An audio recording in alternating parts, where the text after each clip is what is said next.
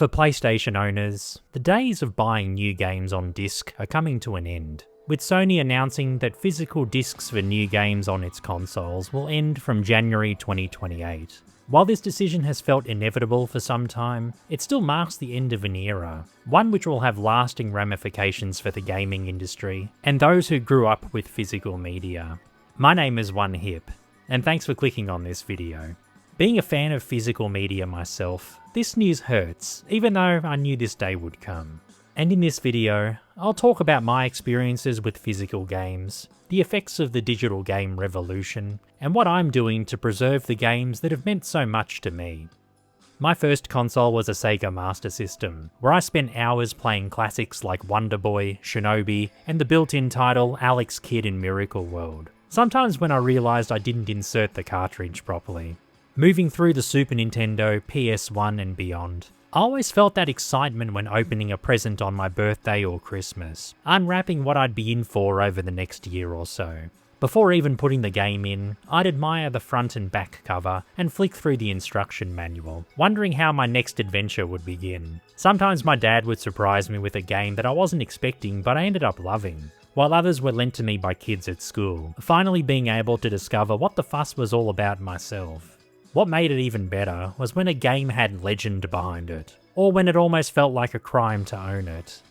And roaming the aisles of my local Blockbuster or Video Ezy every Friday night gave me the chance to try something new, and gaming helped define my early years. As I got older and started working, I finally had the freedom to buy whatever games I wanted. Even as video stores began to disappear, physical games were still a familiar sight on store shelves. Then by the mid-2000s, digital games on console arrived. It was a welcome convenience, making games easier to buy than before, but it was also the start of a shift that would change how we built our game collections forever.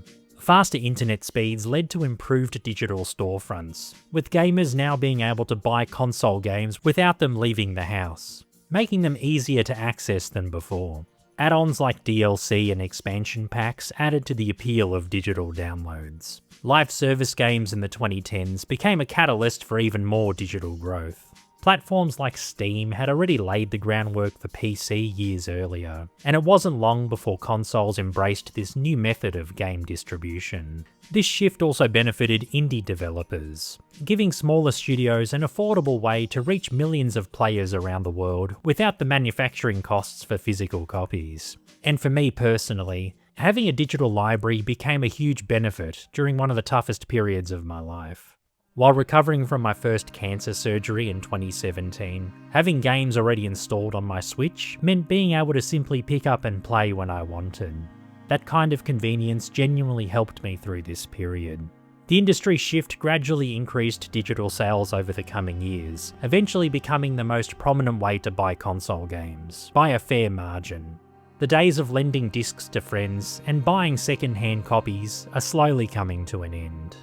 As the industry continued to move towards digital releases, the idea of what is considered a physical game had gradually changed. For the Switch 2, Nintendo introduced game keycards, a physical cartridge that unlocks a license to play a digital game, which is required to be downloaded in full.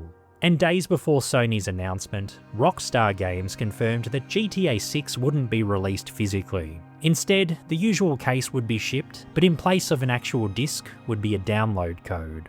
Sony and Rockstar's revelations feel like the next major step in that evolution, with the era of new PlayStation games on a disc coming to a close. And after the removal of films from Studio Canal from PlayStation, even from owners who bought them, there's uncertainty about this happening in the gaming sphere as well.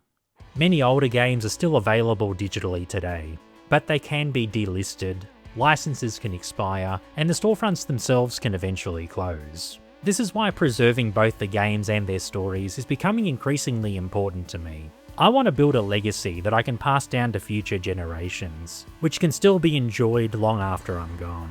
I've started digitizing my physical games that I already own, and I regularly head to my local EB Games, Retro Store, and even browse eBay to buy second-hand copies while they're still available, which I can also add to my archive. For PC, I use GOG to buy older games, so I can back up the offline installers without DRM to worry about.